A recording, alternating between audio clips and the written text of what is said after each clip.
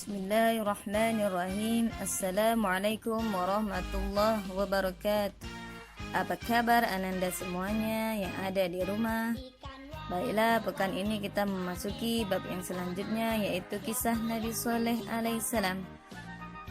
Dulu di zaman ada kaum yang membangun istana-istana dari batu. Jadi mereka mampu membuat dengan kekuatan tubuh yang Allah berikan kepada mereka. Namun Allah hancurkan istana beserta kaumnya yang ingkar. Apakah kalian pernah mendengar kisahnya? Siapakah mereka? Mengapa mereka dihancurkan? Perbuatan apa yang mereka lakukan sehingga Allah marah? Kenikmatan Allah untuk kaum Samud. Nabi Soleh adalah seorang nabi dan rasul Allah. Nabi Soleh diutus kepada satu kaum yang bernama kaum Samud. Nama Samud diambil dari nama kakek mereka, Samud. Kaum Samud tinggal di kota yang bernama Al-Hijr. Kaum Samud datang setelah kaum Ad. Kaum Samud menyembah berhala. Kaum Samud banyak diberikan kenikmatan dan kekuatan yang hebat. Allah Subhanahu wa taala memberikan mereka makanan yang berlimpah dan tubuh yang kuat. Sehingga dengan tubuh yang kuat itu mereka bisa membuat istana-istana dari gunung-gunung batu untuk dijadikan tempat tinggal. Masya Allah.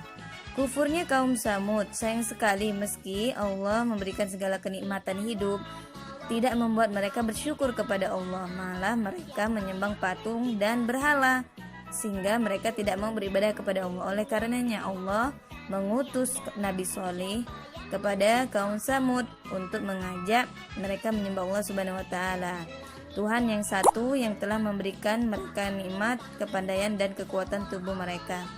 Mukjizat Nabi Soleh. Mukjizat Nabi Soleh alaihissalam.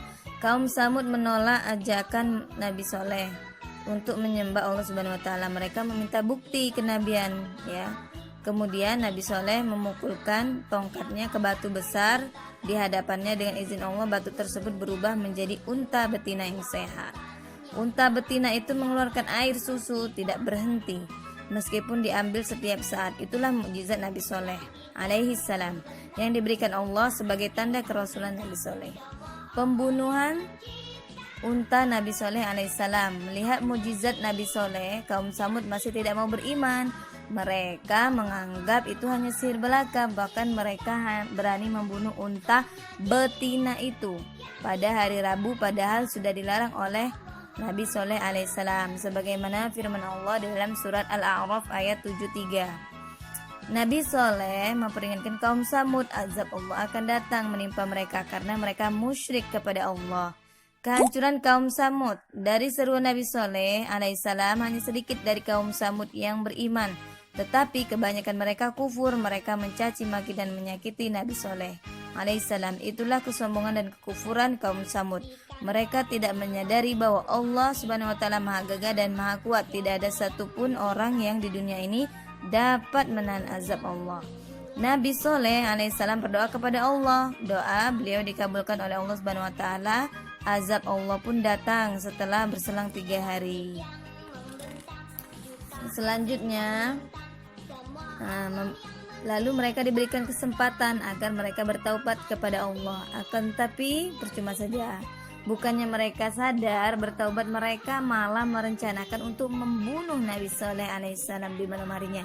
Namun pada hari Ahad, tiba-tiba muncullah suara keras dari langit, datang menyambar silih berganti. Tidak sedikit pun kaum Samud yang terkena sambarannya. Tidak cukup sampai di situ, tiba-tiba gempa bumi yang dahsyat datang dengan tiba-tiba mengguncang bumi dengan sangat hebatnya. Bangunan-bangunan yang dibanggakan kaum Samud hancur berantakan.